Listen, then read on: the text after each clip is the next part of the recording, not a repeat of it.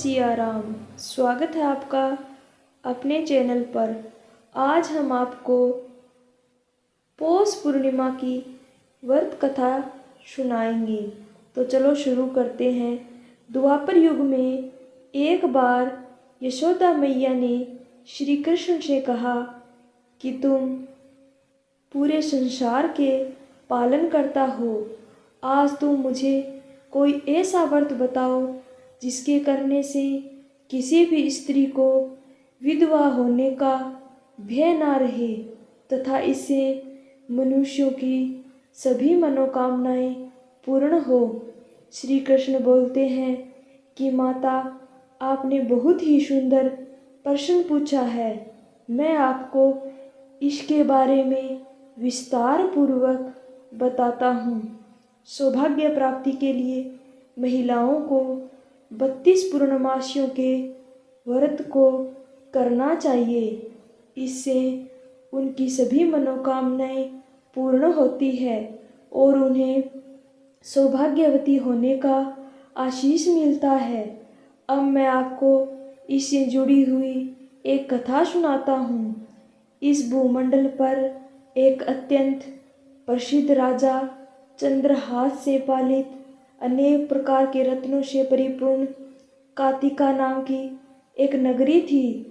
वहाँ पर धनवेश्वर नाम का एक ब्राह्मण था और उसकी स्त्री अति सुशील एवं रूपवती थी। दोनों ही उस नगरी में बड़े प्रेम के साथ रहते थे। घर में धन धान्य आदि की कमी नहीं थी, लेकिन उनको एक बड़ा दुख था कि उनके कोई संतान नहीं है। इस कष्ट से वह अत्यंत दुखी रहते थे।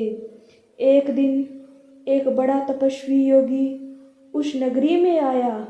वह योगी उस ब्राह्मण के घर को छोड़कर अन्य सब घरों से भिक्षा लाकर भोजन किया करता था, लेकिन रूपवती से वह भिक्षा नहीं लिया करता था।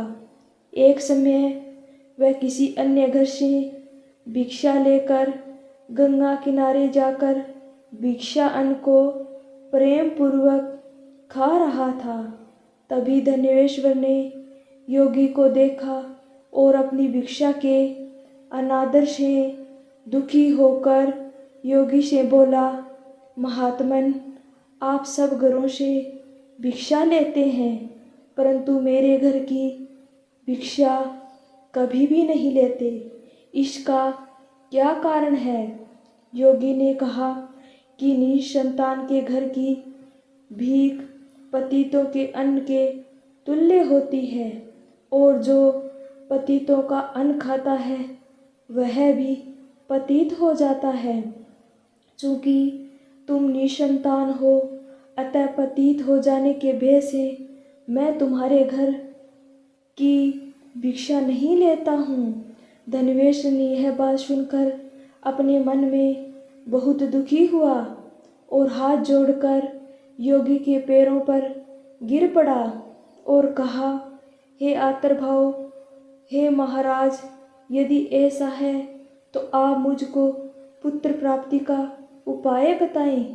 आप सर्वज्ञ हैं, मुझ पर अवश्य ही यह कृपा कीजिए। धन की मेरे घर में कोई कमी नहीं, परंतु मैं पुत्र न होने के कारण अत्यंत दुखी हूँ। आप मेरे इस दुख का हरण करें। आप सामर्थ्यवान हैं। यह सुनकर योगी कहने लगे, हे ब्राह्मण, तुम चंडी देवी की आराधना करो। घर आकर उसने अपनी पत्नी से सवरदांत कहा और समय तप के निमित्त वन में चला गया। वन में जाकर उसने चंडी देवी की उपासना की और उपवास भी किया। चंडी देवी ने 16वें दिन उसको स्वप्न में दर्शन दिए और कहा, हे धनेश्वर, तुझे पुत्र होगा, परंतु वह 16 वर्ष की आयु में ही मृत्यु को प्राप्त हो जाएगा। यदि तुम दोनों पति पत्नी 32 पूर्णमासियों का व्रत विधि पूर्वक करोगे तो वह दीर्घायु होगा। जितनी तुम्हारी सामर्थ्य हो उतने आटे के दिए बनाकर शिव जी का पूजन करना और पूर्णमासी का व्रत रखना। प्रातःकाल होने पर इस स्थान के समीप ही तुम्हें एक आम का वृक्ष दिखाई देगा। उस पर चढ़कर एक फल तोड़कर शीघ्र अपने घर चले जाना और अपनी स्त्री से सब वरदान कहना। जब वह श्री शंकर जी का ध्यान करके उस फल को खा लेगी तब भगवान शंकर की कृपा से वह गर्भवती हो जाएगी। जब वह ब्राह्मण प्रातःकाल उठा तो उसने उस स्थान के पास ही एक आम का वृक्ष देखा जिस पर एक आम का फल लगा हुआ था। उस ब्राह्मण ने उस आम के वृक्ष पर चढ़कर उस फल को तोड़ने का प्रयत्न किया, परंतु कई बार प्रयत्न करने पर भी वह वृक्ष पर नहीं चढ़ पाया। तब ब्राह्मण को बहुत चिंता हुई और वह विघ्न विनाशक श्री गणेश जी की वंदना करने लगा और बोला, हे दयानिधि, अपने भक्तों के विघ्नों का नाश करके उनके मंगल कार्य को करने वाले, दुष्टों का नाश करने वाले, रिद्धि सिद्धि को देने वाले, आप मुझ पर कृपा करके इतना बल दे कि मैं अपने मनोरथ को पूर्ण कर सकूं। इस प्रकार गणेश जी की प्रार्थना करने पर उनकी कृपा से धन्वेश्वर वृक्ष पर चढ़ा गया और उसने एक अति सुंदर आम का फल देखा और आम के फल को तोड़कर धन्वेश्वर ब्राह्मण ने जल्दी से अपने घर को निकला और अपनी स्त्री से पूरी कथा सुनाकर उस फल को खाने को दिया। स्त्री ने वो फल खा लिया और इसके पश्चात वह गर्भवती हो गई।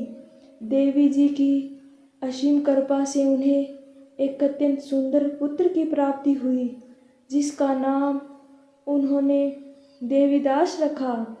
माता पिता के हर्ष और शोक के साथ वह बालक शुक्ल पक्ष के चंद्रमा की तरह बढ़ने लगा। भवानी की कृपा से वह बालक बहुत ही सुंदर, सुशील और पढ़ने में बहुत ही निपुण हो गया। चंडी देवी की आज्ञा अनुसार उसके माता पिता ने 32 पूर्णमासी का व्रत रखना प्रारंभ कर दिया जिससे उसका पुत्र दीर्घायु हो जाए। 16वां वर्ष लगते ही देवीदास के माता पिता को बड़ी चिंता हो गई कि कहीं उनके पुत्र की इस वर्ष मृत्यु न हो जाए।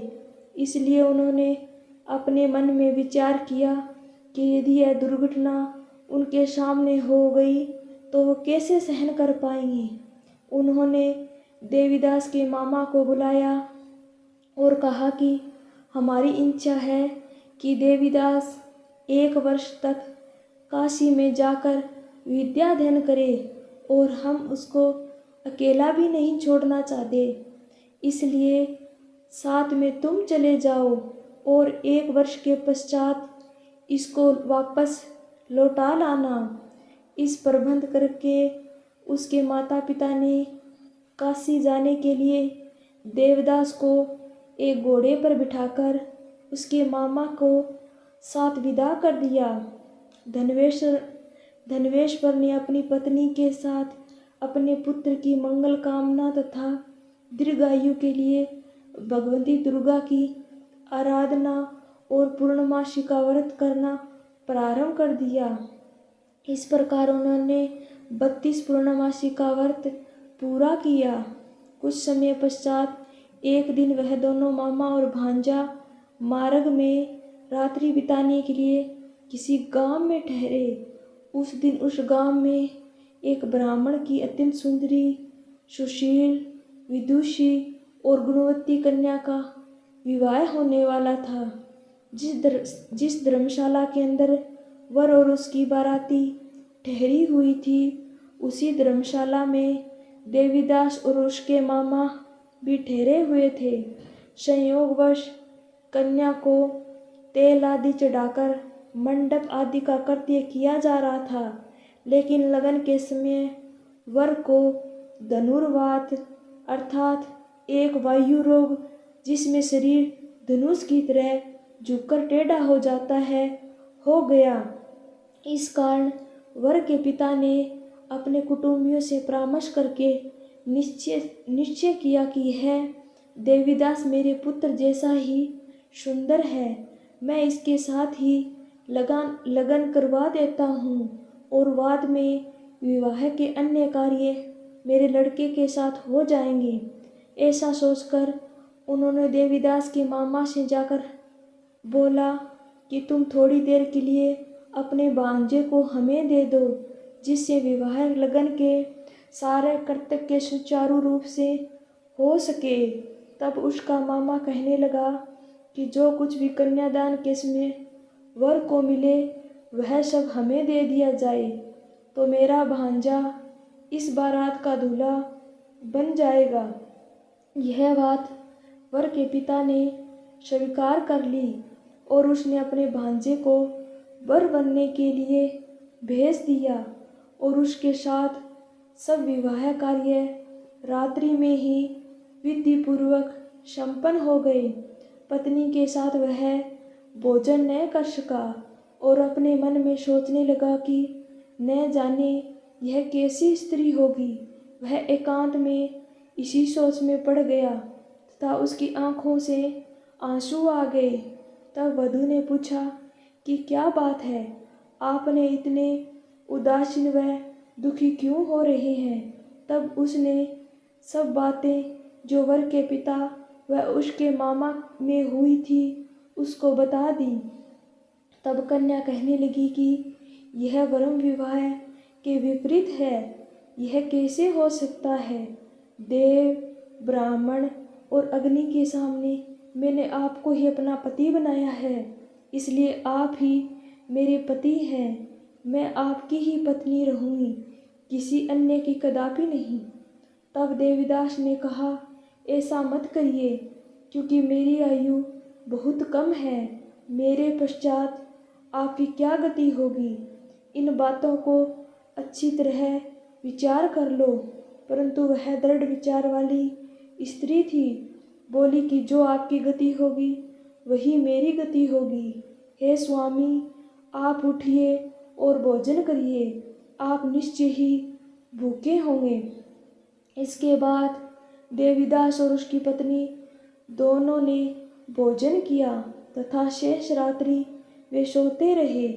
प्रातःकाल देवीदास ने अपनी पत्नी को 3 नगों से जड़ी हुई एक अंगूठी दी, एक रुमाल दिया और बोला, हे प्रिय, इसे लो और संकेत समझकर स्थिर चित्त हो जाओ। मेरा मरण और जीवन जानने के लिए पुष्प वाटिका बना लो, उसमें सुगंधित वाली एक नवमल्लिका लगा लो, उसको प्रतिदिन जल से सिंचा करो और आनंद के साथ खेलो कूदो तथा उत्सव बनाओ। जिस समय और जिस दिन मेरा मरणांत होगा ये फूल सूख जाएंगे और ये जब फिर से हरे हो जाए तो जान लेना कि मैं जीवित हूँ। यह समझाकर वह चला गया। प्रातःकाल होते ही वहाँ पर गाजे बाजे बजने लगे और जिस समय विवाह के कार्य समाप्त करने के लिए वर तथा सब बाराती मंडप में आए तो कन्या ने वर को बलि प्रकाश से देखकर अपने पिता से कहा कि यह मेरा पति नहीं है। मेरा पति वही है जिसके साथ सत्र में मेरा पाणी ग्रहण हुआ था, इसके साथ मेरा विवाह नहीं हुआ। यदि यह वही है तो बताए कि मैंने इसको क्या दिया। मधुपरक और कन्यादान के समय जो मैंने भूषणा दी थी उन्हें दिखाएं तथा रात में मैंने क्या गुप्त बातें कही वे सब भी सुनाई। पिता ने उसके कथानुसार वर को बुलाया। कन्या की यह बात सुनकर वह कहने लगा कि मैं कुछ नहीं जानता। इसके पश्चात लज्जित होकर वह वहाँ से चला गया और सारी बारात भी अपमानित होकर वहाँ से लौट गई। भगवान श्री कृष्ण बोले, हे माता, इस प्रकार देवीदास काशी विद्याधन के लिए चला गया। जब कुछ समय बीत गया तो काल से प्रेरित होकर एक सर्प रात्रि के समय उसको डसने के लिए वहाँ पर आया। उस विषधर के प्रभाव से उसके शयन का स्थान चारों ओर से विष से विषैला हो गया, परंतु व्रत के प्रभाव से उसको काट न पाया, क्योंकि पहले ही उसकी माता ने 32 पूर्णिमा का व्रत कर रखा था। इसके बाद मध्याह्न के समय सायंकाल वहाँ पर आया और उसके शरीर से उसके प्राणों को निकालने का प्रयत्न करने लगा, जिससे वह मूर्छित होकर पृथ्वी पर गिर पड़ा। भगवान की कृपा से उसी समय पार्वती जी के साथ भगवान शंकर वहाँ पर आ गए। उसको मूर्छित दशा में देखकर पार्वती जी ने भगवान शंकर से प्रार्थना की कि हे प्रभु, इस बालक की माता ने पहले 32 पूर्णिमा का व्रत किया था, जिसके प्रभाव से भगवान आपने इसको प्राण दान दे। भवानी के कहने पर भक्त वत्सल भगवान शिव ने उसको प्राण दान दे दिया। इस व्रत के प्रभाव से काल को भी पीछे हटना पड़ा और देवीदास स्वस्थ होकर बैठ गया। उधर उसकी स्त्री उसके काल की प्रतीक्षा किया करती को अत्यंत आश्चर्य हुआ और जब वह जैसे ही हरी भरी हो गई तो वह जान गई कि वह जीवित हो गए हैं। यह देखकर वह बहुत प्रसन्न मन से अपने पिता के कहने लगी कि पिताजी, मेरे पति जीवित हैं, आप उनको ढूंढना शुरू करें। जब 16 वर्ष व्यतीत हो गया तो देवीदास भी अपने मामा के साथ काशी से चल दिया। उधर उसके ससुर उसे ढूंढने के लिए अपने घर से जाने ही वाले थे कि वे दोनों मामा भांजा वहाँ पर आ गए। देवीदास को आता देखकर उसका ससुर बड़ी प्रसन्नता के साथ अपने घर में ले आया। उस समय नगर के निवासी भी वहाँ इकट्ठे हो गए और सब ने निश्चय किया कि अवश्य ही इस बालक के साथ इस कन्या का विवाह हुआ है। उस बालक को जब कन्या ने देखा तो पहचान लिया और कहा कि यह तो वही है जो संकेत करके गया था। तदुपरांत सभी कहने लगे कि भला हुआ जो यह यहाँ आ गया, और सब नगरवासियों ने आनंद से उत्सव मनाया। श्री कृष्ण जी कहने लगे कि इस प्रकार धनवेश्वर 32 पूर्णिमाओं के व्रत के प्रभाव से पुत्रवान हो गया। जो भी स्त्री इस व्रत को करती है वे जन्मांतर में वे धैर्य का दुख नहीं भोगती और सदैव सौभाग्यवती रहती है। यह मेरा वचन है, इसमें कोई संदेह नहीं। यह व्रत पुत्र पौत्रों को देने वाला तथा संपूर्ण मनोकामनाओं को पूर्ण करने वाला है। 32 पूर्णिमाओं के व्रत करने से व्रती की सभी इच्छाएं भगवान शिव जी पूर्ण करते हैं। तो दोस्तों, आपको पौष पूर्णिमा की यह कथा कैसी लगी कमेंट बॉक्स में ज़रूर बताना। धन्यवाद।